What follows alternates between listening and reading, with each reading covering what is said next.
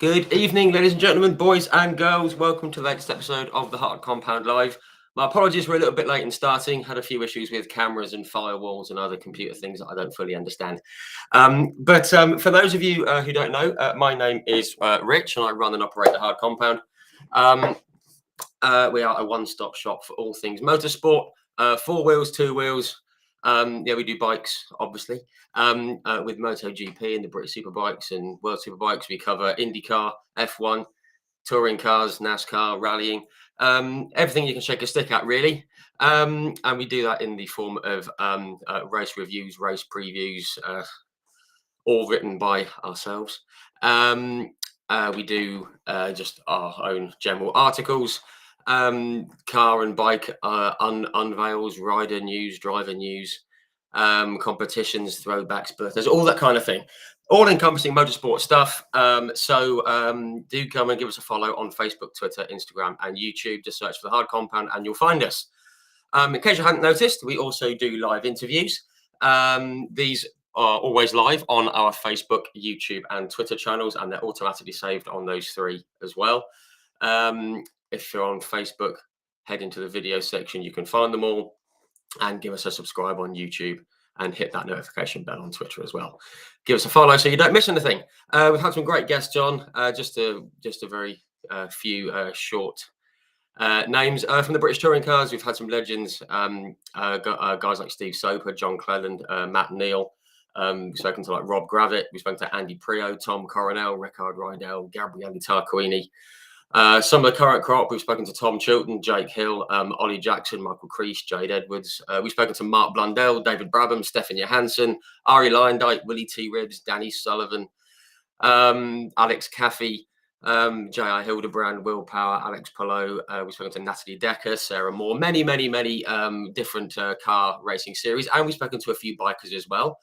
4, in fact. We've spoken to 6-time British Superbike champion Shane Byrne, which was fantastic. We've spoken to Bjorn Esment, Christian Ridden, and at the back end of last year, we celebrated our 50th live interview with Brad Jones, first live interview he'd given since his awful accident at Brands Hatch and subsequent recovery, which is fantastic to see.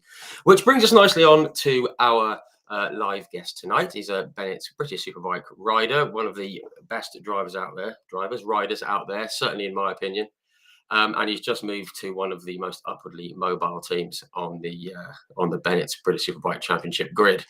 So very excited for 2022. I personally am. I'm sure he is as well. So without further ado, I'm going to end my introductory waffle because you've tuned in to listen to our guest, not me. So I'm going to bring him in. Please join me in welcoming FHO Racing's Ryan Vickers. How's it going, everyone? And there's the man himself. Ryan, how are you? Yeah, very good, thank you. Very good. Nice to be here tonight. Looking forward to chatting about next season and everything else that we've got stuff to talk about. But yeah, awesome. Really good myself, and yeah, ready to go. No, very pleased to hear it. Very pleased to hear all is well. Thank you very much indeed for sparing some time on a Wednesday evening. We know you're a busy man. So yeah, very much appreciated. Great to have you on board. Just want to turn my attention very quickly to the comment section. Hello, folks, to all of you who have commented and tuned in as well. Mr. Ingram, Ryan's Auntie Eileen. Your Auntie Eileen is in. How's it going? Say hello to Dawn Jacobs, Matthew Fitch, Mark Nichols, Kales Cole, a previous guest of ours, a young karting star, Matthew Fitch. Awesome. Kerry Vickers, got your parents in. That's lovely. Yeah, there we go. So Kerry Vickers would be Paul Vickers as well. It'll be Paul, yeah. Parents. And we've got Aaron Orris, who is the father of one of the young riders that we do some promotions for on social media from Peyton Richards. So fantastic. Thank you guys for tuning in.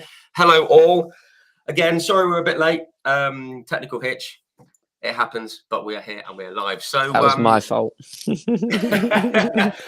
No comment at all. Comment. I realised I've left my notes. This is incredibly unprofessional. Do bear with me. I'll be back in one moment. I'll put my notes somewhere. Yeah, so we got to about plan F, and then I switched from the laptop to the phone. It's one of those days today. one of those days. The weather, the technology, everything. Right, here we are. We're all set.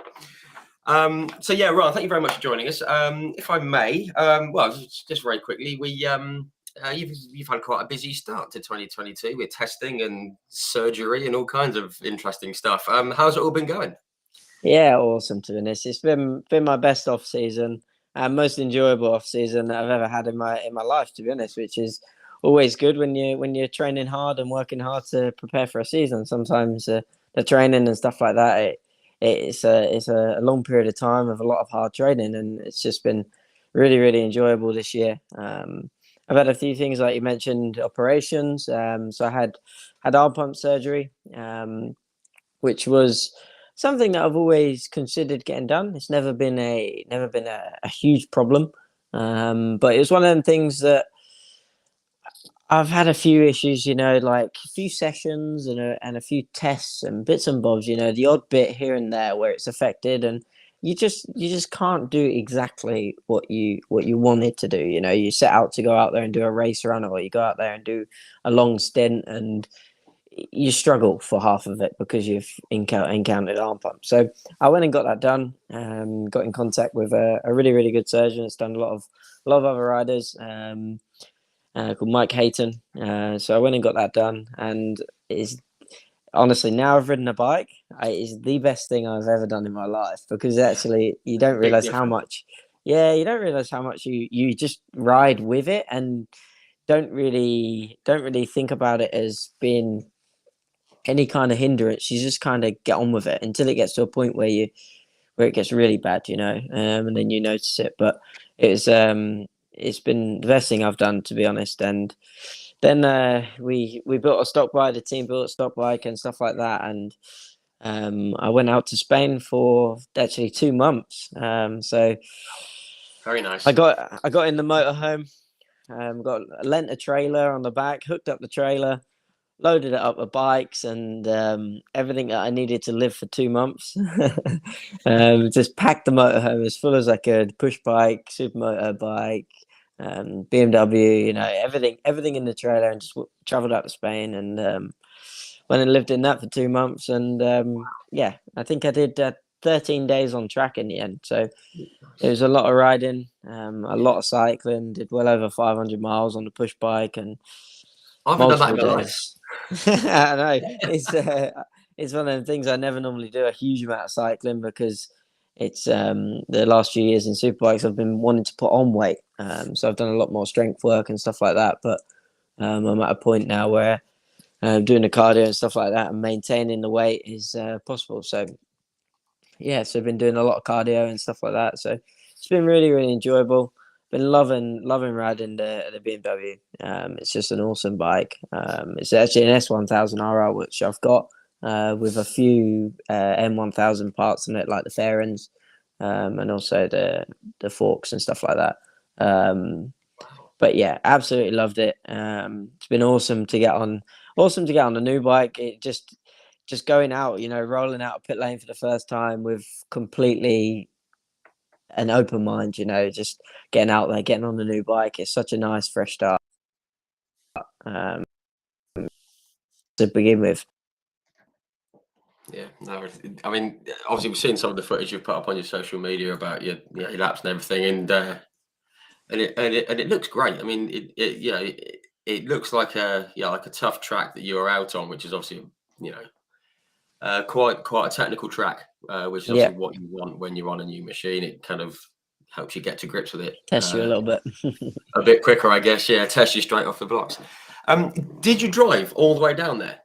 Yep. Actually, so initially I drove from the UK, from the house in Norfolk, so 5 minutes from Snetterton, for anyone that don't know where that is. So Snetterton, down to Folkestone across to Calais all the way to Andalusia in Spain as well. So it's not even like north of Spain. It's northern area, but it's a lot more inland and south of Barcelona. So yeah, it's a long way. Me and actually a sponsor, Steve, did the drive out there, which was a really good company, and makes it a little bit easier, to be honest. One of you can have a little nap, but you don't end up napping, to be honest, because you end up chatting. when you're not in the driver's seat, you having a look on your phone and catching up with things, especially if it's in the daytime. You're talking to people and bits and bobs and whatever else. But yeah, it's a long old way. It's a long drive, but it's actually not that long considering what you get when you go to Spain. It's you get a fair bit of nicer weather. Well, it tends to be. It wasn't amazing this year, to be quite honest, but it was good enough to be able to get some dry laps. That's the main thing. Yeah, which is obviously the point of it, because not guaranteed over here, is it? Exactly. This time of year. Exactly. And also, I mean, you said that you drove down from Norfolk. I mean, I've got family up there. I mean, I know where you're based. My grandmother used to live in Brandon. My grandparents lived in Brandon. So not It's a like million 3.5 miles away. miles away from me. I'm in Yeah, Thetford. not far. So I know the area well. And my brother lives in Norwich, and we've driven. I mean, and it's bad enough getting from the top of the M11 up to Norwich. So Yeah. it's slow. So fair play. I'm surprised you didn't lose your mind by the time you got to the M25. Yeah, it's not bad. I mean, I quite like driving. It's not too bad, but it is a long way. It's a long stint, but it's one of them. I prefer actually to do it in one drive and just get it done, sort of 25 hours or something like that, just in one hit, get it done, over and done with, have a nice night's sleep, and then you're ready to go again, pretty much. Then you can recoup and get ready to roll. Yeah, good. Exactly. Excellent. But the arm pump surgery. We saw the video on Facebook. That was a bit grim, because I think Bjorn Esmond had it done a week earlier as well. I kept seeing these surgery videos. It's fine for me because I love all that. It's just that time of year. Even speaking to the surgeon, he's had so many people from Superbikes and from BSB in general come in and get arm pump surgery. I think he said to me, between round 1 and round 2 last year, he had 10 people come in and get arm pump surgery. Wow. Within the whole of BSB. Wow. That shows I think it's more of a modern thing now that you don't get any rest on the bikes. Like with the extra power that they're running nowadays, the straights, they're not a rest. They're not a rest. You have to have an element of grip at all times, because it's the power of the bike on acceleration, and even down the straight, the 4th, 5th, 6th gear, the bike's still pulling. Yeah.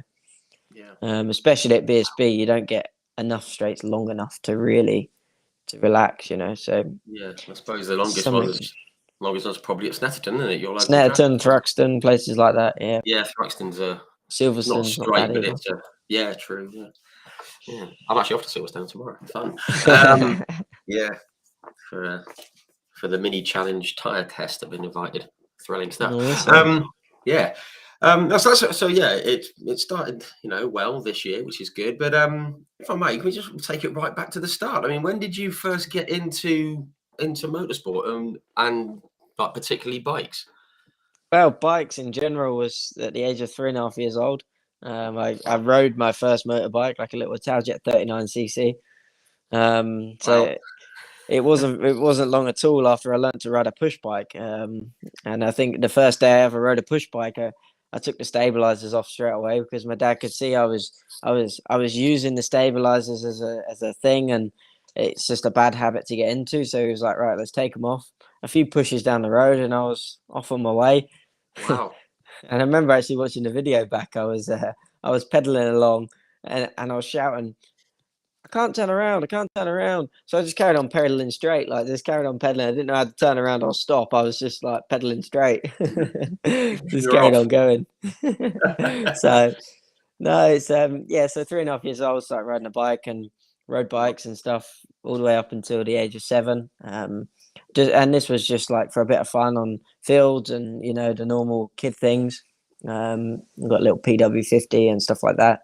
We got a KTM 50, and then we was practicing. I think it probably when I was 6, actually, at a local track. And there was a guy there and said, "Oh, why don't you get him into racing and stuff like that?" So we looked into it and spoke with him and organised it. And then at 7 years old, I started racing. And I raced motocross, the off-road side, from 7 years old till I was about 16.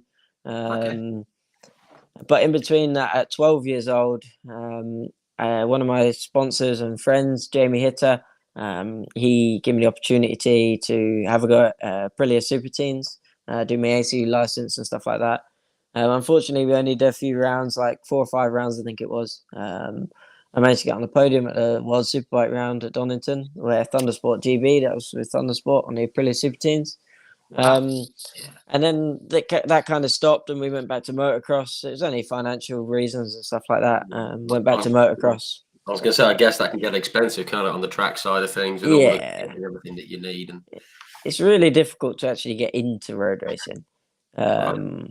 It's really difficult to get into because it is a lot of money to fork out to go racing, just even in a cheap way. So then we won 8 British Youth Championships in motocross. Wow. I was like second in the Red Bull Pro Nationals and raced in like arena cross, the indoor like supercross-esque thing of the UK, and did quite well.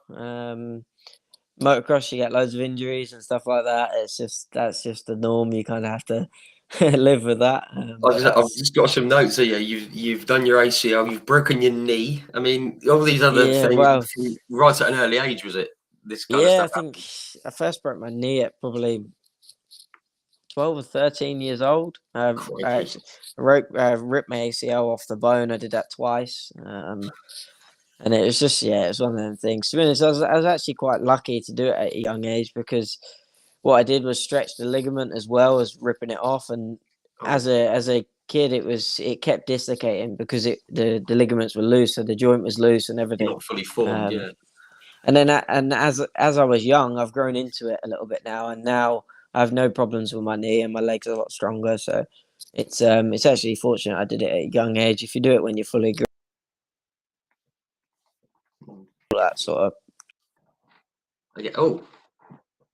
We have got internet connections in Norfolk by the looks of it, but don't worry, folks. I'm sure he'll be back. This doesn't often happen, but it has happened 2 of the last 4 times. We had Eddie Cheever on, ex-F1 and IndyCar driver, Indianapolis 500 winner, out in Phoenix, and his internet went a bit wonky. So it's fine. You can sit here. I'm going to keep my eye on my email, and I'll just wait. It's fine. It's no problem. But no, obviously great to see Ryan. He's looking well. He was talking about injuries there. I've just seen you got Chaos Cole. She does karting, bikes and bones. Yes, they both things break easily. Just seen old Bert Taylor from BTC Racing fame. Good evening, Bert. Thank you for tuning in. Ryan was here, but his internet's dropped out, so I'm going to ramble for a while. Peyton Richards is one of the riders that we do some online backing for, alongside Ethan Sparks and Callum Maxwell. She said she's a late starter at 7 years old. She may be a late starter, but this girl is going places. She's had an amazing off season, and she's in the Fab Racing series, and she is flying, absolutely flying. So do go and check her out. Peyton Richards, number 18, Facebook, Twitter, Instagram. Check her out. She's really, really flying. Also, do go and check out Callum Maxwell and Ethan Sparks, or Sparky. All 3 terrific young riders on the mini moto side and on the pit bikes. Very, very impressive. So do go and check those out. Aaron, that's Peyton's dad, has said Peyton's already cost him a fortune. Yes, motorsport will do that, as we all know. Ryan was saying he was on his bike at 3.5. So I've got a 3.5-year-old daughter, and I'm terrified to let her on a bike, just a push bike. So fair play. Aha, there we are. We've been vamping, and Ryan is back. Dude, never fear. I didn't know what to do then. I was sat there, and your screen was black, and I was like, "What's going on?" So I thought, right, I'll leave and join again. So yeah, no worries. We vanished. We were just having a bit of a ramble, saying hello to some people. It's all good. We're back. Yeah, no problem. No, I said I got my brother lives in Norwich, and his internet's a bit rubbish sometimes out that way. It's because it's all flat. The wind knocks it all out, doesn't it? I'm not in Norfolk. Where are you now? I'm actually near the Lincolnshire Wolds. I'm in. See, that's flat as well, isn't it? I'm up in Cleethorpes. It's probably the closest area. People, Cleethorpes, Grimsby area. Got no signal here. It's that wind whipping off the North Sea. It's knocking it all out. No, not a problem. I was saying we had a live chat the other week with Eddie Cheever, ex-F1 and IndyCar driver, and he was in Phoenix. He had the same issue. So yeah, it's a global thing. There we go. So yes, we're all So good. So yeah, saying obviously, you had your injuries, and it's a good thing that happened when you're young because the body heals quicker, and you said yeah, and everything's all right. exactly.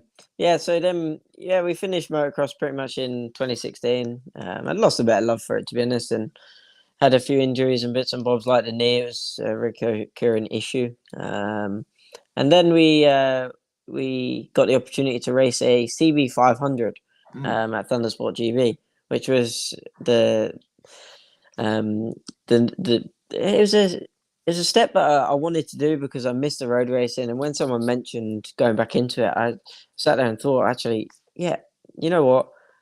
I want to do that again. You know, I'm a bit older Yeah. now. I felt more in a position to do it.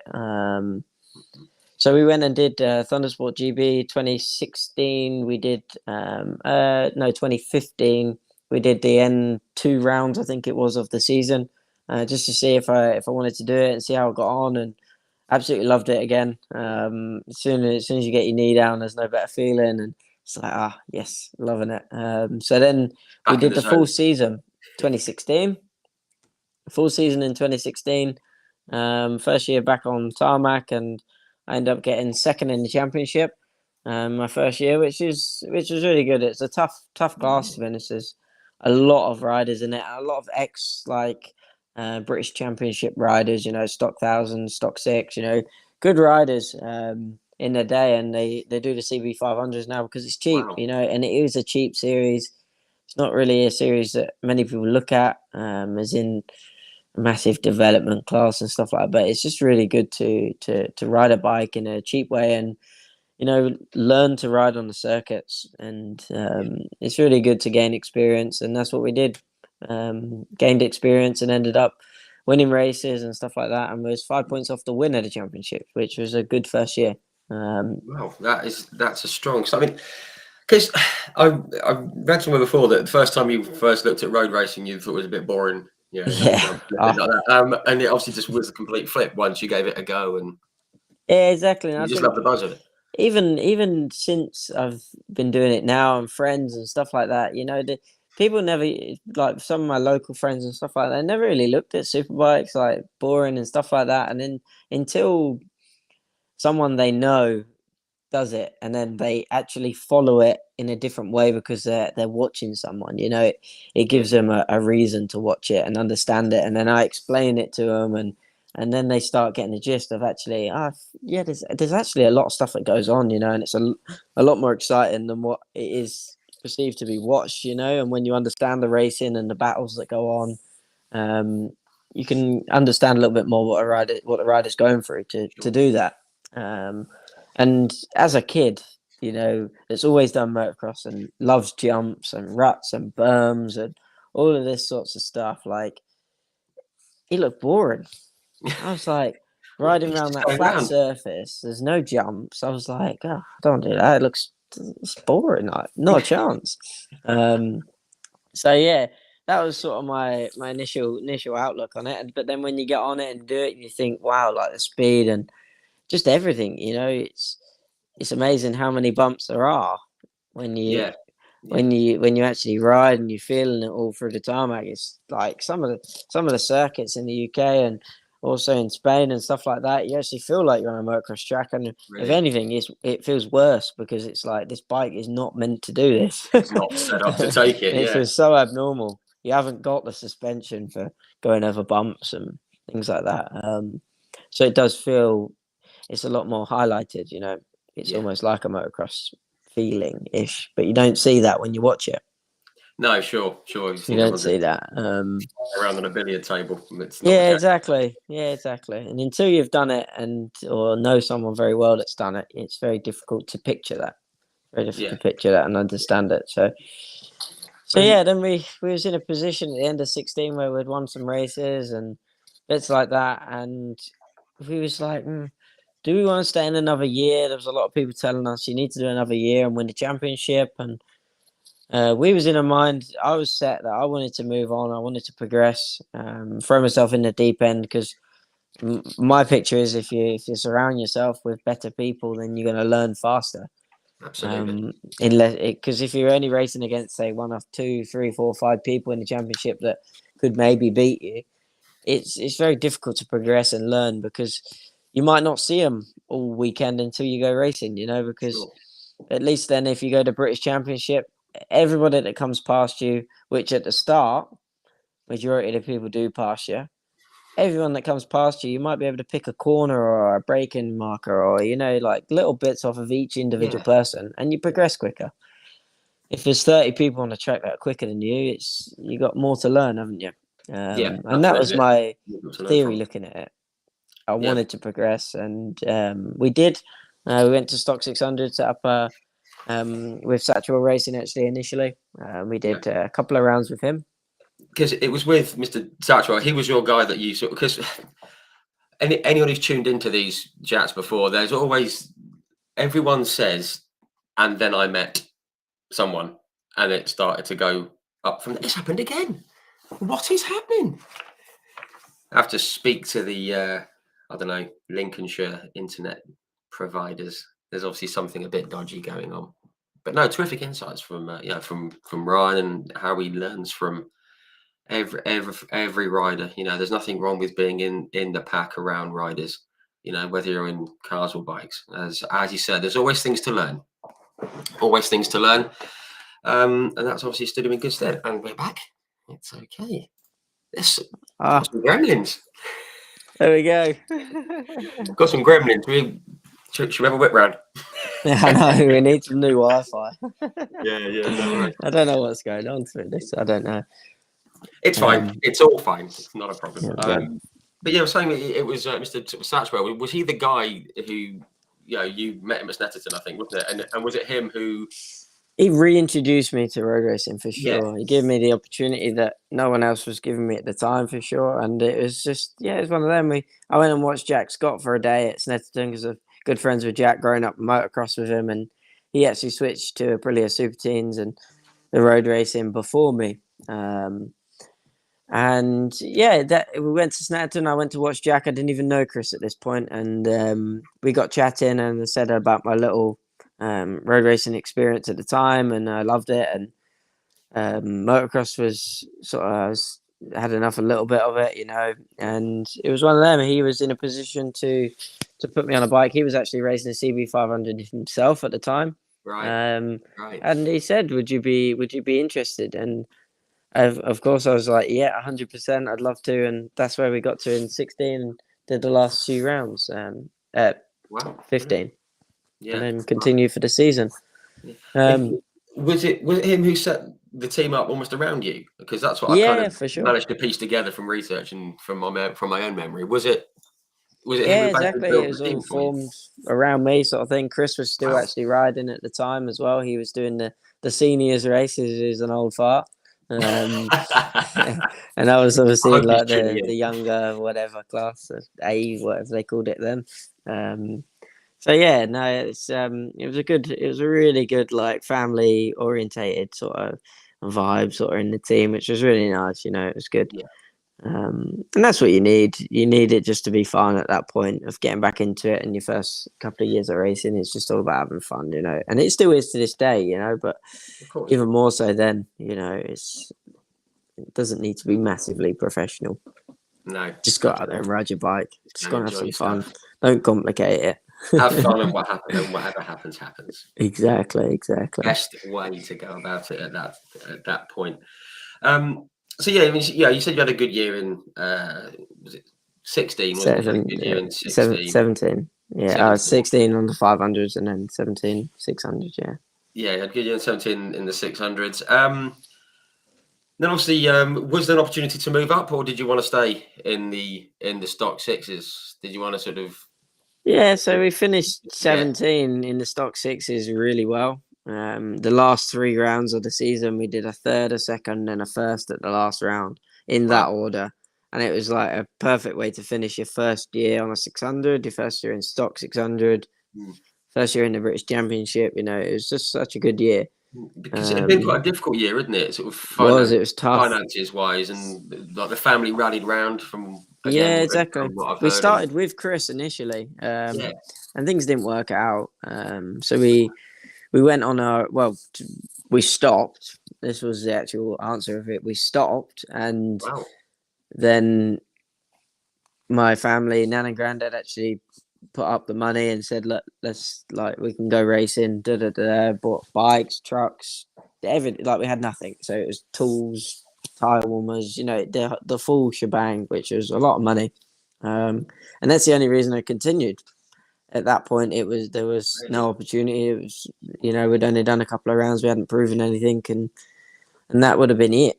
To be quite honest, and I don't know where I would be today. I wouldn't be sat here, I'm pretty sure. No, you probably be doing something, but it's great that the family rallied round and did that, because sometimes that does help. Obviously, you need people to give you a leg up, Yeah, for sure. Like you did with Satchwell. But I think every family who's made a success out of racing, there's been sacrifices and there's been put money in. I mean, even right at the top of F1, Lewis Hamilton, his dad was doing 3 jobs, and right in the early days, just to keep people racing. And it's great to have that support from the family, isn't it? Exactly. I mean, even the most successful sportsman in the world, like Tiger Woods, golf, like the most well-paid athlete in the world, and all of this sort of thing. Isn't it? Yeah, it's ridiculous. And he actually did an interview the other day in front of everybody in the golf world, and it was the induction, the Hall of Fame thing, wasn't it?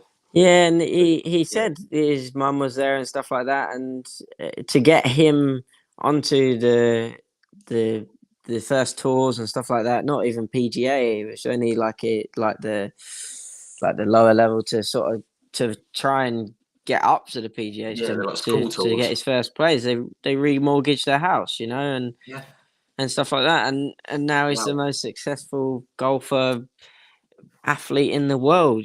Tiger Woods, like, who doesn't know Tiger Woods? He's such a famous name in all aspects, clothing, everything.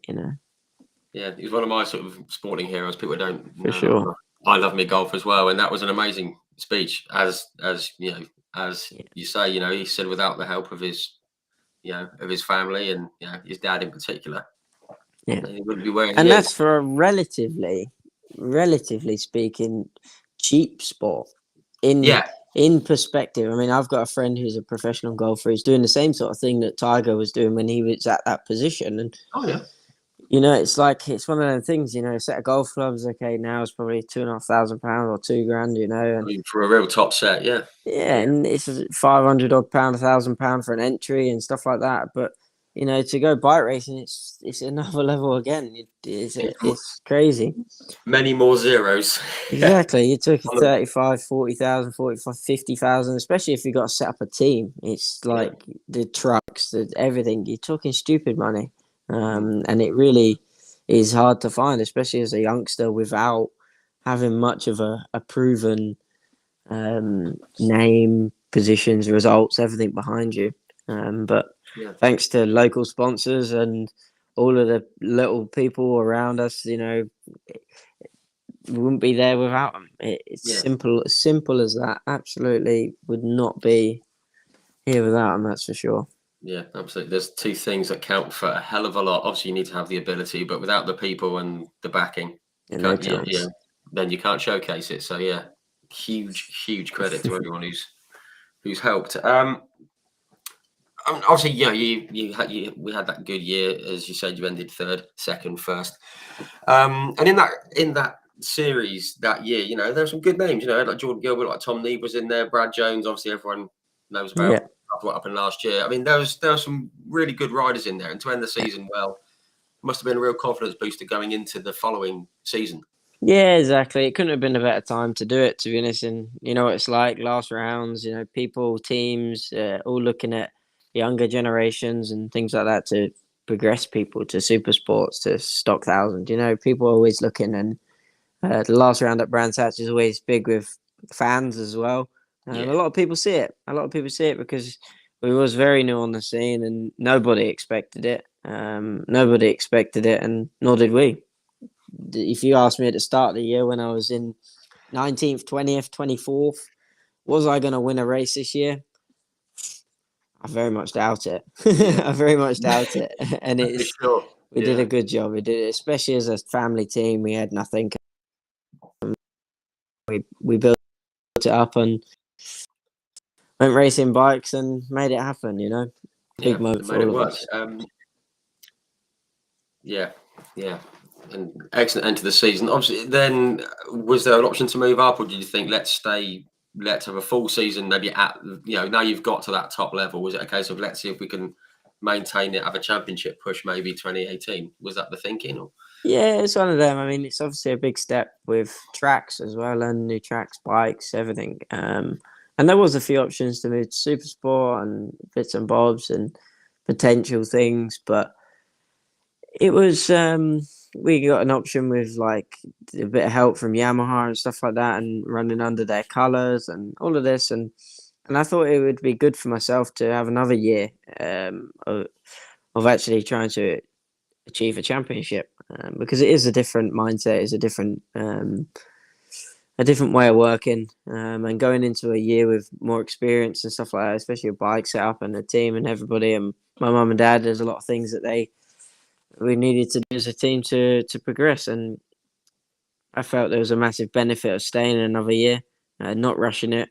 We was young at this point. We made a big step the year before, so we was very new to it, and we'd skipped a few years basically because most people would have probably took a little bit longer to actually even get to BSB, So we decided to go for another year, and try win the championship really. And that is what we did. We won nearly every race in the Certainly paid series. off.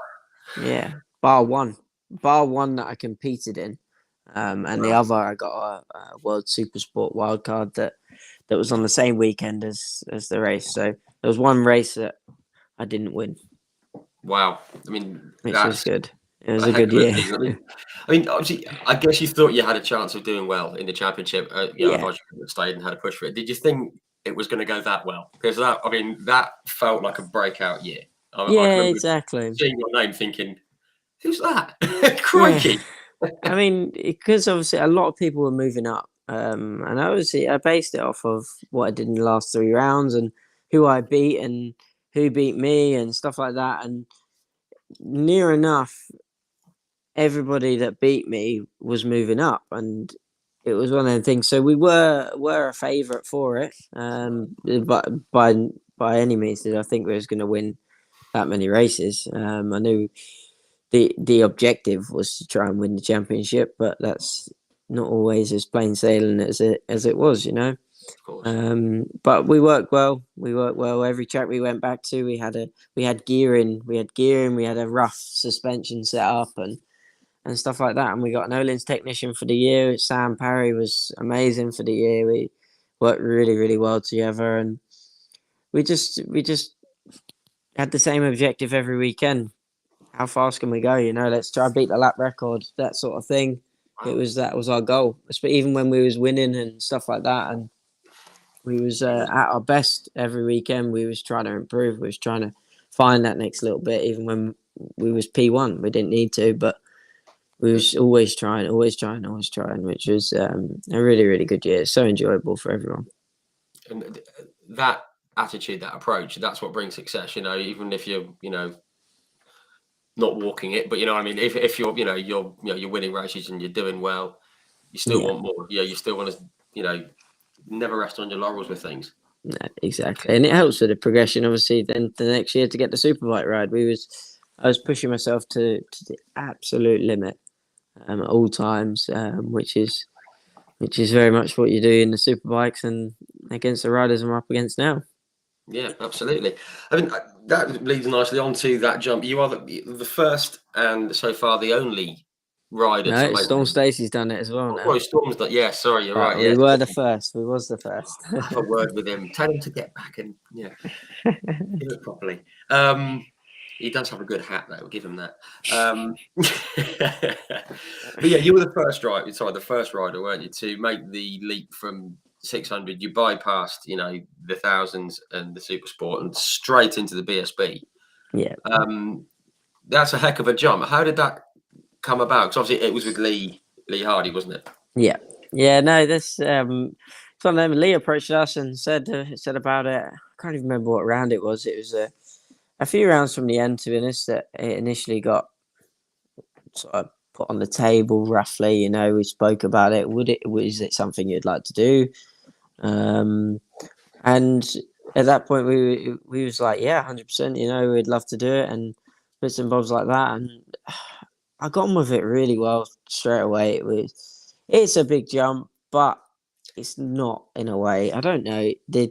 Once you get over the speed of the bike, it is riding a bike. You know, you get over the power of the bike. You know, the brakes and things like that, and just understand it. And especially if you're coming from a stock 600, you come from a stock 600 to riding a full blown superbike. Like the level of the bike is such a big jump. Like in a good way. You know, the tires, the brakes, the everything. Like the way you can program the throttles and stuff like that to work smoothly and da da da. So you can imagine it getting off of a stock 600 where the brakes fade and the tires are not great, and it's all of that. You can only do very limited things with suspension. To getting on something that's like a million times better, it felt amazing. I bet it did.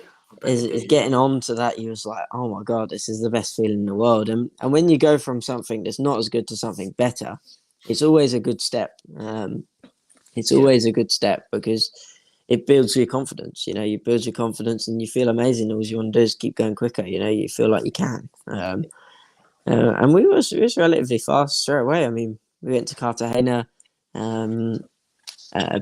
prior to Christmas that year, so we could do it before the testing thing comes Was that in. the first time on the bike?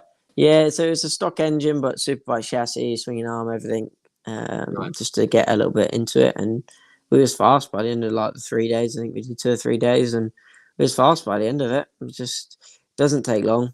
But I remember the first session going down the start finish straight, and I think wheelied on me, and I was like, "Oh, right, I better start using that thing called the rear brake or roll off a little bit." But the wheelie was 600 deliberate, right?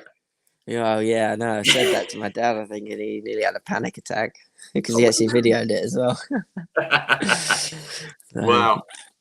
But yeah, just because obviously it's just like a much more powerful machine. It's more than what you were used to. But it must have been an eye opener in a great way. You must have thought, it wow, was this is awesome, seriously and fast. Seriously I can fast, do mate. this. Yeah, no, it's awesome bits of kit and such an enjoyable bikes to ride. They really are. But to be honest, when you're going slower, they're not the best. They're stiff. They're a lot stiffer and things like that. And they're developed and made to be pushing on, to be riding them like a superbike, you know, going fast. And when you then start pushing, you then start getting a really good feeling from it, and you think like, wow, the amount of grip that you're generating and stuff like that is far superior to what I'd have had before. So and it's a great feeling. what you can do with it. Obviously, with the increased speed, the increased braking, you can go a bit deeper into corner, and all those little things. The stopping speed, like the distance is shorter and stuff like that, especially comparable to the speed difference. It is crazy. Yeah, no, I'm sure it was. Something that I wondered about, obviously, when you made that big jump, or relatively big jump from the stock 6 up to the superbike. Yeah. With superbikes, obviously, there's more races, there's more practice, there's more qualifying, there's more, there's more of everything. There's more time on the bike. Did you find it like more physically demanding after you'd had your first sort of your first full weekend on the bike? Did you think, oh, crikey, that was that was a bit full on, or did the internet drop out again? This is all going very well. We've had a hat trick of dropouts. Thank you everyone for sticking with us. Sometimes this does happen. We all know the internet can go a bit wobbly sometimes. Mainly the people on it are the problem, but it's fine. He'll come back again, I'm sure. But yeah, amazing. I mean, to have that jump from the stock 6 up to the BSB. Hang on, we've completed the hat trick. Oh, we haven't got any sound at your end.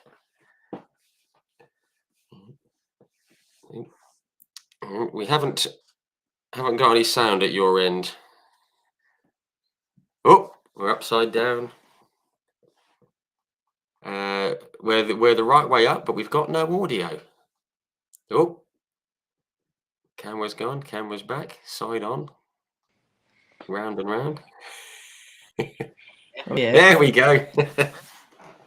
Have you got my face as well? Yeah, we've got all of you. We've got you. Oh, no, gone again. This is why we like to do things live. You can always record things on podcast. You miss out on all this fun. The test. Right. I'm back pretty much. Happy days. No, just saying, this is the fun of doing these things live. You don't get these things on podcast, do you? No, it's difficult. All right, I'm trying to prop myself up because I've moved stations. Yeah, no worries. No, I've always said there's nothing like live sport or music or theatre because anything can happen and it's just makes it more fun. We've frozen.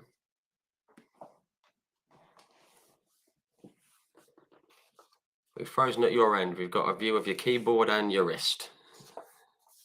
And it's gone again. Goodness me. I would start doing karaoke and singing, but nobody wants to hear that, honestly. Hang on, here we go. We're back again. What a nightmare. What's happening? Goodness me. I keep pressing buttons. I don't think I should be pressing them. So this is the fun of doing things live, whether it's sport, music, theatre, you never know what's going to happen. Is that all good? Yeah, all good. All good. I'm Yeah, not no gonna. problem. I'm gonna try not touch anything now. Have to hope the old connection behaves itself. Should be. I'm right next to the Wi-Fi router now, so I'd say we're in the hotspot. The prime spot. No problem at all. No problem at all. I said it's all fun. So yeah, I mean, was it more physically demanding? So when you got back in after the first weekend, Massively. I cannot tell you the difference. It's just incredible. Like, especially when you got to, so you do the 2 races. So 2019, it was still in the original format when they used to do the 2 races every weekend, and then the showdown was 3, and so on and so forth. And when I was doing the 2 races, it was like, this is hard. This is really hard because I went from doing 2 practice sessions, 1 qualifying session, a warm up, and 1 race, to doing 3 practice sessions that are not only there's 1 extra, they're nearly triple the time. You go from doing a 20-minute session to nearly an hour's session, and you're doing 2 of them and then 1 shorter one for FP3, and then you're doing a qualifying session. Well, 3 qualifying sessions if you had a good weekend, which we did. Even in our first weekend, we got into Q3. Was it Q3? Yeah, it was. It's Q1, Q2, Q3, and Q3 was the final 8 riders or 6 riders, something like that. But we got into Q3, and so you go from doing 1 qualifying session to 3, and qualifying sessions are hard because you're pushing to 100%. Even for me at my first round, to even go from Q1 to Q2, I pushed 100%, and then Q2 to Q3 is 110%, and then you do it again in Q3. So that was physically demanding, mentally and physically as well. And then the races are long as well. There's loads longer, and you're doing loads more of them. It was such a difficult year, and I was still light. I trained harder and stuff like that in the preseason, but it was difficult to know exactly what I needed to train before I'd ever ridden one, because sure. You can only preempt how strong you need to be and how fit you need to be and stuff like that. And unfortunately, it was a little bit more. I mean, it didn't affect me a huge amount. I mean, I was able to race and stuff like that, fine. But to be able to be the best, then I needed to be fair. So I went from, say, I was like 59, 60 kilos in the first year. From the end of 2019 to 2020, I put on 10 kilos, got to 70 kilos, which was a big big winter. A lot of work went into that diet and stuff like that, and to achieve that, which made a huge difference for the following 2 years. Yeah, sure. I mean, I guess as you allude to there, you don't know how physically demanding it is until you do it. So I guess you just go. Exactly. Yeah, you sort of do it. What's the word? You do it like retrospectively, I suppose, don't you? You just sort of look back and do that. But I mean, yeah, you mentioned that first round, that first race, it was physically demanding. But did you had we had a points finish in the first round, which I guess that's a box ticked, isn't it? I mean that's a strong start. Yeah. And then top tens at Donington, which is a tough track. No, Alton. It says Alton. Donington with broke a collarbone. Donington was the collarbone. Alton was the good one. Yeah, Alton. That's tough enough on four wheels. I mean, I've spoken to a lot of guys who've driven it in cars, and that's a demanding track. And I always think that Alton, Donington, and Knock Hill and Cadwell, they just look absolutely mental on two wheels. I mean, you guys are nuts enough as it is, but to go thumping round there, they're tough. And to get some top tens at Alton. Yeah, exactly. It was a strong round for us. Really, really good. At a track in my first year of Superbikes, I thought was going to be it was going to take a lot of getting used to. I really didn't think I'd be getting to grips with it that quick. We did do a test there before, which obviously gives you some laps around the circuit, but it's not racing. It's completely different at a race weekend.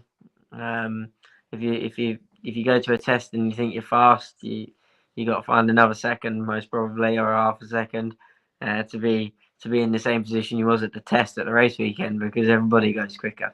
Everybody goes quicker, and just pushes to the limit, like to the absolute limit. Whereas at a test session, there's always a couple of percent, 5% there. Unless you're testing for all outright lap times, So yeah, we started really well. First round was good, 2 points finishes, and then second round 2 top tens, and Q3 as well, which was a big thing then. And then it was going really well. I got to grips with Superbike well. It was motoring along.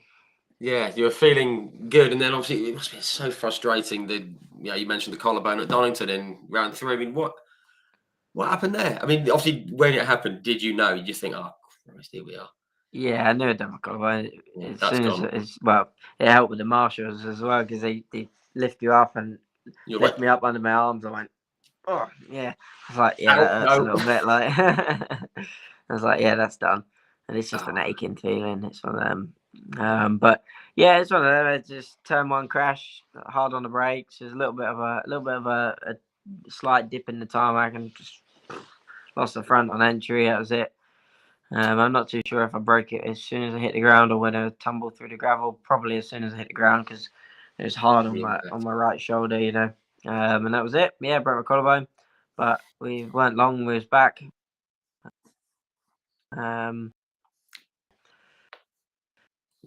It's just one of them. Probably rushed it too much, and it was one of the things we probably should have took another round and not rushed it getting back. We had an operation. We was racing a week and a half later, back in with it, and unfortunately we had another crash, a reasonably big one at the last turn at Brands, and that was unfortunately a lot worse, and had a head injury and stuff like that. And yeah, it was like a concussion, wasn't it? You had like a little bleed on the brain and stuff, and crikey. It was one of them, but it was just unfortunate how it happened. The bike went in first, lifted the air fencing up, and I went in and hit the barrier, basically. Crikey. It was just an unfortunate incident. I think Tara McKenzie crashed there the session before me or the session after me. Exactly the same crash. Yeah. Got up absolutely fine. It's luck of the draw sometimes. It's just the nature of a bike accident, rushed it back a little bit, especially in my first year. Probably should have just been like, look, let's get 100% again. Let's get over the injury. Let's not let go into Brands Hatch. You feel like you're rushing a bit because you're trying to get back fit and this, that, and the other. And before you've even gone to Brands, you've not even thought about riding Brands, because you all you're thinking about is you're in a hyperbaric chambers and you're going for laser surgery and doing all these sorts of things. Your mind is completely away from it. and then you Wow. turn up there on Thursday or Wednesday or whenever, and you go out Friday morning, and the first time really you've had a proper think about Brands Hatch is Thursday night. Wow. It's not the right way to approach a weekend, especially in your first time there on a superbike. So yeah, it's one of perhaps, them. yeah. But it is what it It's is, in as they say. hindsight, isn't it? Yeah, But the rest hindsight. of the year was okay. We had a reasonable end to the year, and the thing is, near enough every time I rode and raced, I finished near enough in the top 10. We weren't far away from it every time, Yeah. and we was fast on the superbike. And even after the crashes and a few injuries and stuff, it was still fast. And when it was right, we was up there all the time, which was good. We showed our potential and stuff like that, and I guess that's what has kept us back for another couple of years. Yeah, absolutely. And as you say, when you finished and when you ran well and accidents didn't happen, you were running well, and obviously, guess pretty confident going into 2022. And then obviously COVID hit and condensed everything, and there was uncertainty and no fans at the circuit, which annoyed me.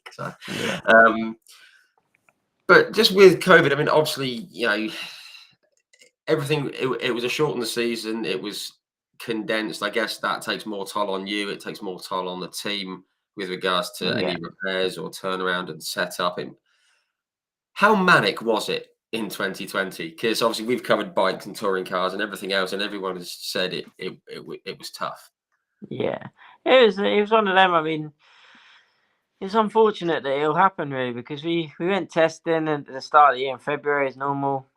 We did Monte Blanco and Jerez, and I felt amazing. I was riding really, really well, was fast, and then COVID hit, and we had such a long break off. I think like June or something. We went back racing. And it took so long. Like, it's such a long period off the time off the bike.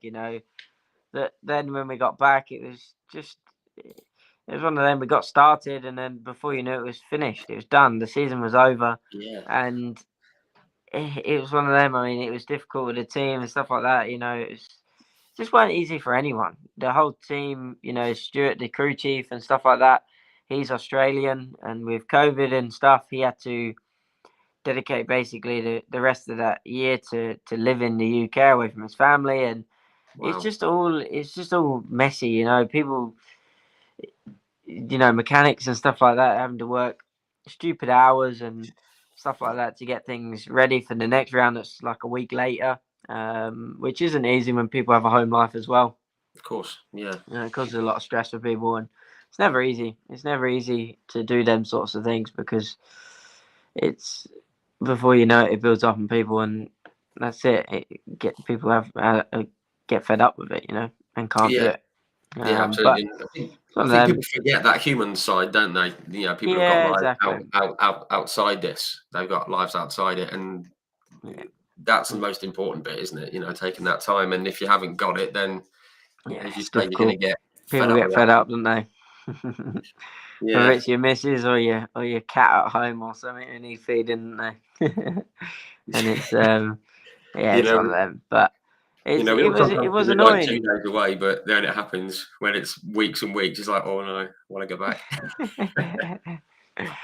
It was annoying for me though, and career-wise and everything. Really, it would have been nice to have another full solid year, because it wasn't. It was really short, 6 rounds.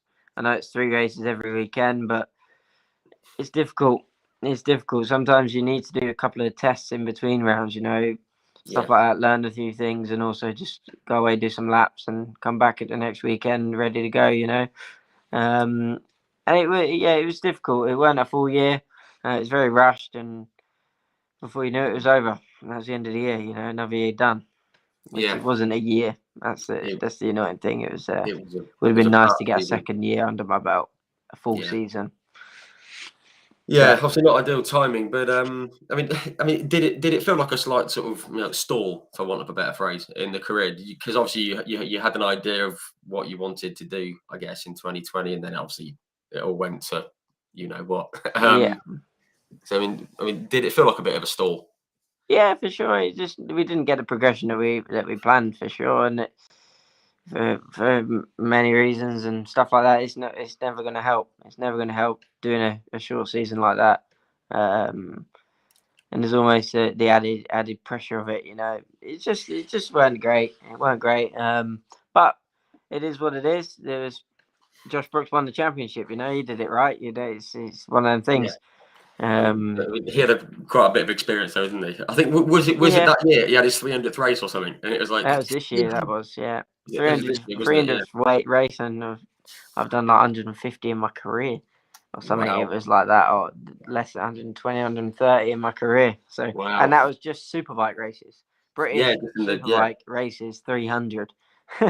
And when I heard it, I thought that's a lot. Like I wonder actually, like I might have done more than what I think, but yeah, he's done a fair bit of race experiences and stuff like that. It's a lot of crashes and a lot of learning, and that's the thing. I was thrown in at the deep end, really. And with the shorter season and stuff like that, you feel a little bit more pressure to do well because you haven't got as long to do well. If you had a long season, you feel like you can pace yourself out a little bit and have time to learn. And when you go testing, you're straight into racing. We went testing, then we had a load of time off. So when you come back racing, you're just a bit rusty. We got a test or so, but nothing the same as doing 6 days in Spain. Doing hundreds of laps. But it is what it is. But we learned a lot, and I felt like I progressed some. I got more experience on a superbike for sure, more superbike experience on circuits and stuff like that. So there's definitely benefits to take from it, which we did going into 21. No, of course. And that showed in 2021. I mean, again, it felt like another big step. I mean, the bike just looked better last year, and I guess that's a full preseason, some testing and all that kind of thing that you're able to do. You were at the top end of the pack that you'd been in, in that, and the bike in 2021, it just seemed, I don't know, it's a bit more responsive, a bit more stable. I don't know, just watching from the outside, it just thought, that looks like a different bike. Did it feel different to ride? But the bike wise, looking at it from now and what I've learned and stuff like that through the year, bike wasn't a huge amount. Right.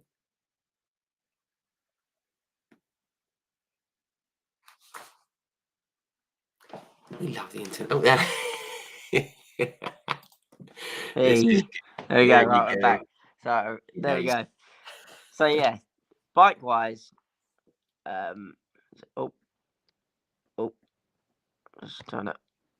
There we go. So bike wise, it wasn't a huge amount different. Not anything that was going to make me go, say, a second or half second lap faster. We got a few upgrades like there. We got the New Orleans forks and stuff like that.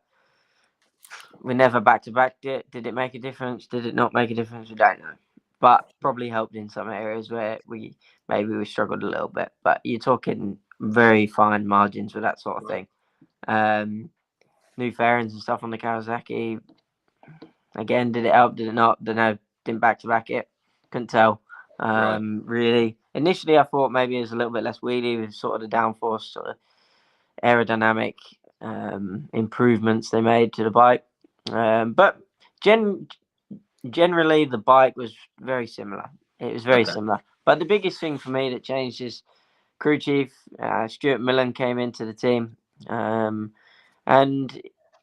he just implemented a lot of things that wasn't implemented so much before. And he was working with me more, and listening to me and stuff like that. And we made a lot of improvements that we hadn't really steered too far away from where the bike was when I first jumped on it. And he started to just throw in some new ideas at the start and just doing a few different things and making me feel comfortable on the bike and at the weekends, really filling me with confidence and stuff like that. And the whole team as well. He was working very well with the mechanics and bits and bobs like that. He made everybody really enjoy. Enjoys the wrong word because everyone enjoyed it anyway, but everybody knew exactly what they had to do with the bike. He was kept everybody in the loop. Sometimes it's like you can get a bit separated. But he was very good at keeping everybody. The morale was high. That was the main thing. Also, some man management almost. Yeah, and then it was at Thruxton. From Brands Hatch to Thruxton, we were struggling with a lot of things. Like same thing every time. It was a recurring issue. And he said, right, we need to make a big change, and we modified swinging arms and stuff like that. Completely, which transformed the motorbike. And it's a similar thing that I struggled with through the previous 2 years, where we tried to fix it in other different ways and sort of come back to the same problem each time. It never really got a fix. And we changed these things with a swinging arm, and I actually took him to my old engineering firm where he originally started when I left school, and they welded it and bits and bobs and changed the pickup positions and all sorts of stuff, so we could run loads of different things, ride height wise and stuff like that, which was amazing. At Thruxton, we had my best superbike round I'd had, and it was the most enjoyable round I've ever had on a superbike because I could just do what I wanted with the bike. It's just a completely different feeling. It was amazing. That must make such a difference to your mindset and to your approach as well. You just think, it's such a confidence boost. I can wring the neck of this thing, you know. Yeah. And it was like when I said, when you first get on a superbike, it's like the best thing you've ever felt. But then when you get something better, it's like, oh my God, how good is this? You know, but then it's then when you get something better again, you don't know how good the best is until you've got it. And sure, it's such a weird sensation. But we got our first front row at Thruxton, and we finished P4 in 2 races. And I crashed on the last lap of the second race, battling for P2. I was at Thruxton. I was there with my dad. I was in the grandstands at the S's at the end there, and obviously, you know, there's like Jason O'Halloran was something else that weekend. I mean, he was pulled a bit of a gap. He was gone. But I think, I mean, from sitting in the stands, noticeably when you did crash out from the podium positions in that race too, the groan was like, oh, no, it was like everyone seemed to be pulling for you because you could see that you were getting, you know, you were doing so much, you know, not so much better, but you know what I mean. You were running so well on the bike, and I think a lot of people were pulling for you. And when that happened, the groan was as loud as the applause for Jason. It was, it was such a shame because that was a mighty impressive weekend. There's a lot of people talking about Ryan Vickers in the stand. No, it was a real good weekend. I absolutely loved it. It was just an enjoyable weekend riding a motorbike, and with that came results, which was an added bonus. So we carried that momentum and stuff and went into Cadwell. Cadwell was another just incredible. It was an incredible weekend, but it wasn't. But it was one of them. It's FP2, set the all-time lap record at Cadwell Park. Which was a ridiculous time as well. I mean, wow. It was proper quick. It was it 1:25 something, wasn't it? It was 8. Yeah, 25:8:16. Blimey. Yeah, it's a good time. It's a good time, and you know, it's one of them things again. It was so that weekend. My crew chief actually left after Thruxton. So that was unfortunate for multiple reasons. Whatever. He parted ways with the team and went to work in World Superbikes for Christoph Ponson on the Yamaha satellite Yamaha. So Cadwell Park, we had no crew chief. Wow. But for Friday, for FP1, FP2, we had Frankie Carcetti, which is Joan Mear's crew chief. Joan Mear, yeah. Wow. Very famous for his electronics and stuff like that and his knowledge with that. And he was sat in the little pit boxes at Cadwell Park and was helping us out. And I still put it down to this day. That is why I done the fast time, because again, it's that same feeling is when you get better and you get something better, like something happened, and I just couldn't believe it. What he did with the engine braking and the throttle translations and stuff like that was just incredible. Wow. I was like, the bike was a completely different motorcycle again. So now the bike was turning better than it ever has, and also I was able to get on the gas in a different way, and it weren't wheeling so much, and it was just so rideable. Which around Cadwell Park, that is what you need. You know, you need a rideable bike. You need something that's fairly easy to ride because it's very stop-start. It's very tight, twisty. Yeah. Elevation changes. Yeah, exactly. And it was one of the things again. But we went into qualifying. I made a stupid mistake. Put my hands up. Stupid mistake. It was totally my fault. I run a little bit wide into Chris Curve.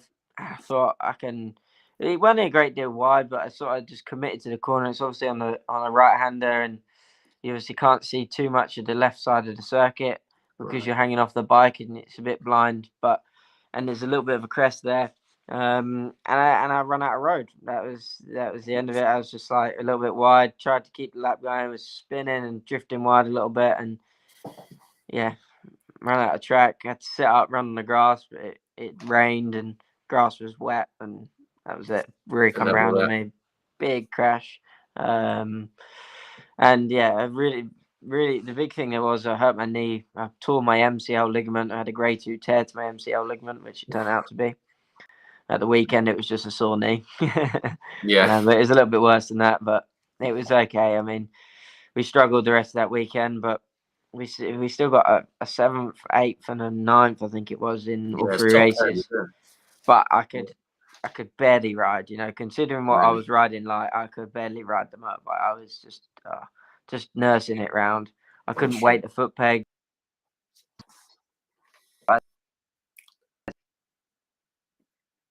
Wow. Oh, yeah, there we go. And get the bike turned through weighting the foot pegs. Just wasn't able to do it the same.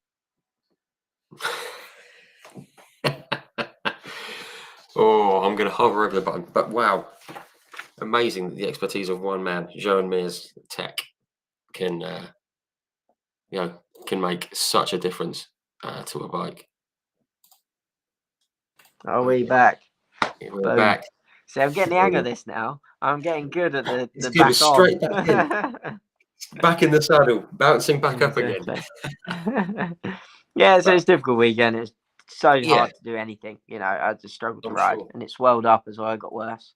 So then the range of movement was difficult. But we still salvaged some decent positions. But what could it have been? Yeah, well, especially given the lap record and the guy who you had in your pit box. Because obviously Jean. Yeah, he weren't there for Saturday, Sunday. He just did Friday, and then he had to go off. I can't remember where they was racing, but he had to fly. He could still, there was still some input there, I'm sure, and obviously, he's worked with a guy who's won something or other in the last couple of years, some championship. I know. Never heard of him. I know. It's all a bit of a shock to the whole team, really. That the lap time, I sort of like just come across the finish line, just on a normal lap, like just full gas across the start finish line. Looked at my dash and then kind of like really? I was like, I was going to then push for another lap, and I was like, I'm going to roll out of this. I think might be on the limit there. Yeah, I think that might be. Yeah. So just that was it. Really, it was my first time putting a new set of tires in and just doing a bit of a pre-qualifying, a little bit of a push. We always do it, see what the bike's like before you go into qualifying, and that's what it happened to be. Yeah. It was still P8 on the grid, and we only did one flying lap in qualifying. So, wow, it was in a strong position at Cadwell. We felt good. So I look forward to going back there this year. Just a shame it went the way it went, but as I say, going back in 2022, and that leads us again nicely on 2022. New team, FHO Racing. As I said before, one of the most upwardly mobile teams on the grid. And the bike, and they've got a cool colour scheme as well, which you're wearing there. Big fan of the colour scheme. It suits you. It's nice. How did that move come around? And what did Lee say when you said you were off? Well, to be honest, me and Lee at the end of the year, we kind of agreed that we was going to go separate ways. Really, we'd done our time together, and I don't think there was much more we could really do. It's just one of them. We both needed a change. He'd had Sure. a hard 3 years. He'd had a lot of good results, a lot of bad results, and just similar outcome. Yeah. We improved every year on championship position, and we was nearly in the showdown last year, but Yeah. we was in the shout for it very much. So it was improving, but not quick enough in the way we wanted to, and Right. similar problems and X, Y, and Z. But so it's pretty much we knew we was going to go separate ways and stuff, and I guess it just felt that like it was ran it its course. really. And And Faye actually showed interest at Cadwell Park, at the middle of the year. So it's after that lap, was it? yeah, no, it was. So it's we stayed in contact and spoke and this that, and the other, and we made it cross the line. That's it. Yeah. That's what it's about. And these things take time. They do take time, and it's never simple. So we we come to agreements, and couldn't be happier. I'm sure. It's just awesome. I love the setup and people in the team as well. Just such a great atmosphere. Everybody in the team just isn't there for anything else other than they just love motorbikes and want to do well and want to win, and that's it. And That's what you need. That's got and what I like about it as well is the continuity of people. Like it was Smith Racing, but 95% of the team stayed from when it changed from Smith Racing to FHO. yeah. And you don't get that in many teams, and in the teams that it is very similar, normally successful teams, McCams and stuff. Yeah. Tara McKenzie's had the same people around him the whole 4 years that he's been in it, and you cannot beat that. And one thing I feel like we've missed a little bit where I was before is just people coming and going. It's very hard to make consistent progress. Sure. And you need to get to know people and to really extract the most out of them. And I feel like we're in a really, really good position. The bike is obviously good. Pete did really well last year. And I think the team are looking forward to having a young rider and stuff like that to hopefully push Pete and have two guys up the front. Yeah. And Absolutely. the potential to do that is definitely there. We've shown we can be fast, and I think with the team's experience with the bike and also just in the way of working, I feel like they're gonna get the best out of me as well. I feel like we can really extract a lot out of it. To having a teammate as well. I'm looking forward to just having a teammate for the year. Yeah, because you've been flying solo, haven't you? So Yeah, exactly. yeah, I even chat and to the what a guys. teammate to have as well. I mean, Yeah, if you can't learn from Pete Hickman, yeah, yeah, exactly. He's a really nice guy as well. Me and Pete get on well.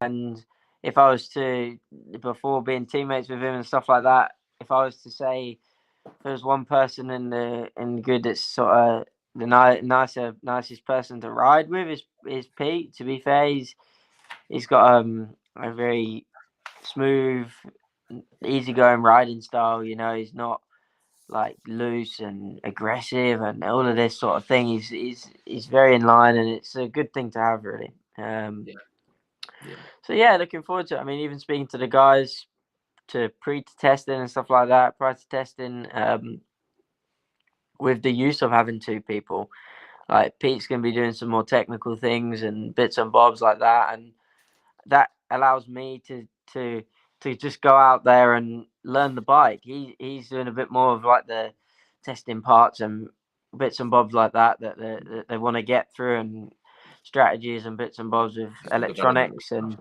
stuff that I do not need to be getting too deep in when I'm learning a new bike. Sure, And whereas right, if you was a one rider team, that just you can't do it. So it's just like yeah, you lose that edge. You lose that then little bits of information and time and stuff like that ends up building up into being really productive and useful throughout the season. You might not use it everywhere, you might not use it at all, but it's good to have it in the locker and have a library of information. yeah, absolutely, and I think that's something that is going to pay off. As you say, just having that, having that sort of, that teammate to, look Two at people different doing things, and things. you can focus on what you're doing, focus on what you're doing, shared info, all that kind of thing makes a Yeah, big difference. yeah, You've got a race winning bike this year. exactly. Yeah, race Great. winning bike and team. So Absolutely, it's one of them. It's good. We're in a good situation. I just want to get on it, and my objective is just let it come to me. You know, I'm not going to rush things. Just when I feel it's right to push 100%, I'll push 100%, and just until that time, then we just keep working away, and yeah, I think we'll have a strong year. Yeah, and it should come pretty naturally. Don't force things, then things fall into place, which is great. It's very quick. A few words on Faye. I mean, she's done amazing stuff since she's taken over the team. Faye has been absolutely superb, and she's obviously brought on, some of the young girls riding. You got like Holly Harris, and you got Charlotte Makutso and Scarlett Robinson. All these girls coming through, ready to stick it to the guys in the future, which is great to see. And she's done a terrific job, hasn't she? Yeah. No, it's becoming people are going to start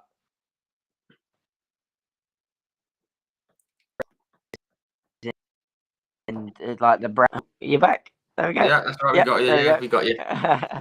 You froze, but you're back. It's start fine. recognizing, and people already are recognizing what amazing things she's doing for the sport. Not even BSB team. Like you can forget that. Just the sport. Women in sport and stuff like that. And it's amazing. She's doing a really, really good job of it. And I think she will continue to do it as well. Like she loves it, and it's one of them things. The sport needs someone like that too. Because I know what it's like trying to get your career to a point where you can progress. Because to progress, you need quite a lot. You need quite a lot to be able to even get to that position where you can prove yourself. So for someone like Faye to be doing that, just out of pure enjoyment for the sport and stuff like that, is really nice. And I think it's a great place to start with a team and stuff like that. And it's good. Everybody loves working with her and stuff like that. She's a really nice lady, and it's everybody's always got a smile on their face. Fantastic. Love to hear that. Just seeing we got Peyton, a little backed rider there. She says, "Oh, that'll be me one day." Let's hope so. Keep going the way you're going, Peyton. Keep working hard. Absolutely no reason why not. Exactly. Yeah, fantastic. Just keeping an eye on the time. Obviously, it's been cracking on a bit, but just a quick just a few little points about motorbike racing and stuff like that. Valentino Rossi, obviously, he's not done too bad. He's created a brand, a whole image. He's elevated MotoGP to a different audience, and I've actually got a little. People can't see. I've got a little shrine to him, just just off the camera, pictures and signed photo and all that. But obviously, it's time that he's walked away. But what a guy! Exactly. Yeah, unreal. Like you say, he's done a lot as well. Not only for the sport and the fans in his main part of his career, but he's doing a lot for younger riders, young Italian riders and stuff like that with the VR46 Academy now. And it's really good to see him progress that, because there's a few riders, Casey Stoner and people like that, and it's nothing against them. It's just what they want to do with their life and whatever else. And Crutchlow a little bit as well. Like, they've got a lot of knowledge and a lot of information that a lot of people would die to know about, and I know they do help people out and stuff like that. But with Valentino, he's doing the academy and riding with these people every day, and even to ride behind Valentino Rossi for 5 laps on his flat track, just to see the way he does things and stuff like that. You can't buy that, and that's I mean, you can learn more in those 5 laps than you do in a season. Exactly, and the motivation that gives you riding with Valentino Rossi, if that doesn't give you motivation, then you shouldn't be a bike racer, Yeah, you've got to get off the bike now, Exactly. So it's a really good thing that he's doing. Yeah, it's good to see him continue racing in cars as well. Yeah, I'm looking forward to that. The GT, and they're coming to nice to have a genuine bloke. He's just a nice guy. He's not just nice to the fans because they're there. He's actually just genuinely how he treats people, And that's nice to have a genuine guy. Yeah, lovely, amazing. On the flip side, very quick, we had an odd thing with was that Maverick Vinales last year, and he's trying to deliberately damage the bike or something. I mean, that was as a bike rider, I mean, I'm not a rider. I no, too much of a wuss. That was weird, wasn't it? I mean, Yeah. what did you make of that? It was just came out of It's just nowhere. childish, to be quite honest. Like It's it's all just one of stupid, them. isn't it? We've all been through tough things and stuff like that, and it's just like you wouldn't do it. You wouldn't do that. You wouldn't put the bike in the rev limiter. Especially, it's just not good. I'm surprised you got another ride. To be quite honest, Yeah, he's like at Aprilia now. I'm surprised they. it's one of them things that sort of thing can end your career because he's done it publicly. Like he's in front of everybody, especially in front of all the teams. Going down Yeah, pit lane doing it. Like it's just he really didn't think it through. And no, we all know when you're in heat at the moment, you're really, really angry. You can do stupid things, but that's to another level. It's just yeah, I don't understand it. I really don't no, understand it. But I don't know. Obviously, something was going on in the team, and bits yeah, and bobs like that. You never know. no, You'll never hear the true story. no. Never It just hear the feels like true one of story. those You'll things never that know whatever was. why or what happened. It just feels like whatever was going on, that wasn't the way to deal with it. It was, but No. that's just me. I don't know what situation would lead you to do that, but it's not No, definitely not the right thing to do. And yeah, silly boy. odd, odd. Mark Marquez back this year, fully fit. Could be very good. Good to see On a him better back. bike as well. Yeah, yeah, I think that's the biggest thing. It probably wouldn't have had as many crashes through the last few years if he wasn't having to push it. Well, he's still pushing to 110%, but he's not crashing so much. North Pole, yeah. they both stayed on and pushing to the absolute limit. So it's one of them things. I'm looking forward to it. It's going to be a good year.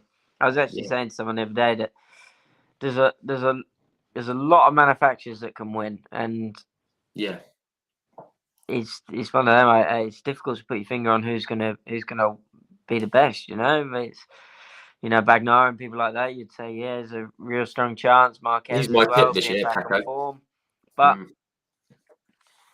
and then Bastianini on a new bike. He You came in don't and know. It's so difficult to. It's really difficult to say because there's a lot of strong bikes. I was quite surprised with the Yamaha. That was a long way down on the straights, and there was also a headwind as well that obviously didn't help. So other tracks, it's gonna be more in their favour, but I think everybody else has improved on the turning of the bikes and stuff like that. So is the Yamaha's advantage as good as what it was? I don't think it's as good as what it was. It's not as big as what it was anyway, no, because everybody he's else has certainly kind of closer. improved. And Suzuki, one of the good turning bikes, really good on tyre life and stuff like that. And now they've got speed down the straight. Yeah, yeah, Are we going to see Alex Rins and Duran Mir do it again? There's a lot of variables in it. I think I think we're going to have to wait 5 or 6 rounds before we can kind of go. before things start to level off a bit. Yeah. Yeah. Because it's Fingers whoever's most consistent, same as any championship, but I think more so for MotoGP this year. Yeah, no, absolutely agree. I'm glad you said that because that's what I was thinking. You know more than I do, so that's great. Quick one, obviously, you said about Hickey, B. Hickman, Isle of Man, legend. Something you'd have a go at, the Isle of Man? No. Good. Ridiculous. Yeah. Bonkers. Don't get me wrong though. Fair play to them, but if I could learn the circuit, if I spent the time to learn the circuit properly and stuff like that, I would love to ride it on a closed road. I'd love to because I love riding on the road and I love riding fast and stuff like that, and I can understand the joy from doing that. But I wouldn't want to go there and race it. I really wouldn't. I wouldn't want to push it to the limit. I'd love to go around it fast and at my own comfortable sort of limit. But even though my comfortable limit would probably be fast. But it's just I don't know. I just wouldn't want that racing aspect to go in there. I just not for me. Do it for enjoyment almost. Yeah, I'd love to go around there and do it, and I probably will take a bike over there and do the mountain roads and stuff like that, and on the evenings and stuff, and do that because I do enjoy riding bikes. I love it, and there is an enjoyment element of riding on the road as well. Yeah, absolutely. Especially on the Isle of Man, it's a beautiful place. Yeah, amazing. But you don't want to come back with a scuff mark on your head from a flint wall, do you? Well, no, not It's not. ideally. It's just, I mean, fair play to the guys, but Jesus, It's different level. It's just unreal. it's a bit crazy. Oh, bit of a freeze again. Hang on. Just frozen again. Oh, there we are. We are nearly finished, folks. We're just going to have a few little quick fire questions. Thank you for sticking with us. And there we go again. Happy days. There we Instant go. now. There he is. Yeah. Yeah, I was just going to say, we're just going to have a quick, few little quick fire questions to finish off because it's been an hour and a half. But no, yeah, definitely agree with you with the Isle of Man. Nuts. Nuts. Favorite bike you've ever ridden? It has to be the Kawasaki or the Superbike, I think. I don't know, actually. I don't know. It's difficult. I don't know. Even the last few days riding the Stocker in Spain, you know what? I enjoyed riding that bike so much. I had the best time. But actual level of bike, you know, if I was talking like performance wise, then I would say the Superbike last year, because the Superbike versus the stock bike is going to be better anyway. But yeah, actually enjoyment of riding the bike, then this is the Stocker. I had an amazing time. It was really, really enjoyable. Good stuff. Good stuff. Bike you'd love to have a go on? Would it be one of Valentino's? Yeah, something along that era, well, his earlier stage of his career.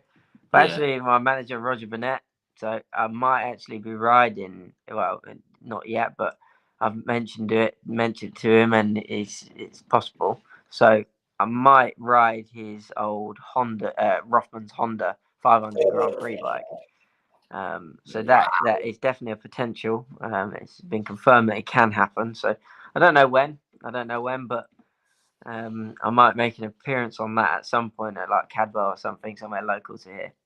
So that would be absolutely awesome. I'd love to do that. Any two-stroke, 500 Grand Prix bike, like, just awesome, absolutely awesome. I'd love to ride as well, more of a modern twist on that. I'd love to ride the Suter 500.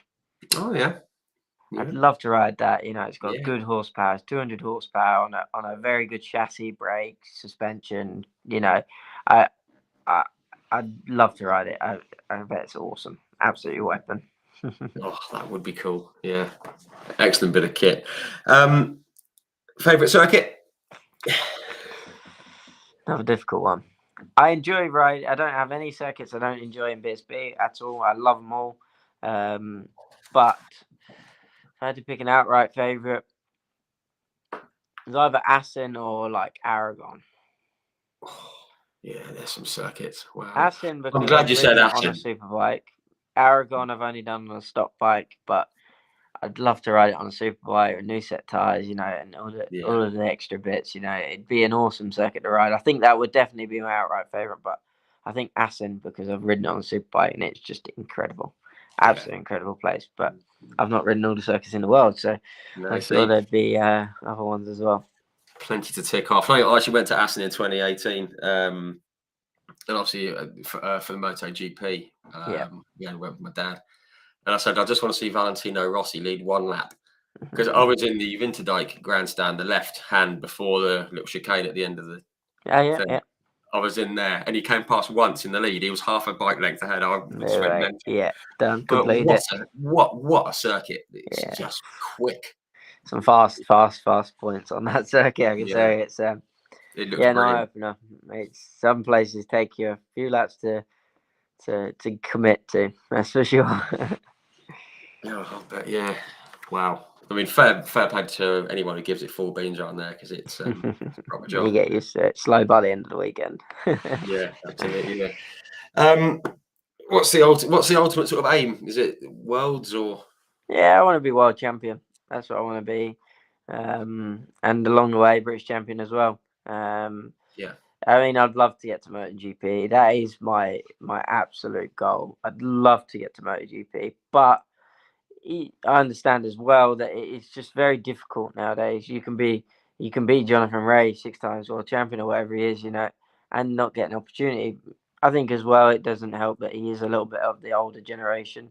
Yeah. But it just is not easy when you've got Pedro Acostas and people like that are 16, 17, 18, 19 years old, and they're getting on a MotoGP bike, and you're like, it's difficult to if you had a rider, let's say the same talent, but one was 25 and one was 19, who are you going to pick? Yeah. You're going to go for the 19-year-old, aren't you? So it's a really difficult one. You've got to be doing phenomenally well, and you've got to be very much at the right time. It's got to sink into practice so well.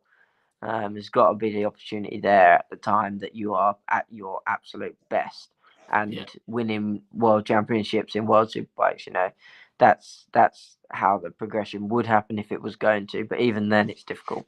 So we shall see. But world champion is the goal, really.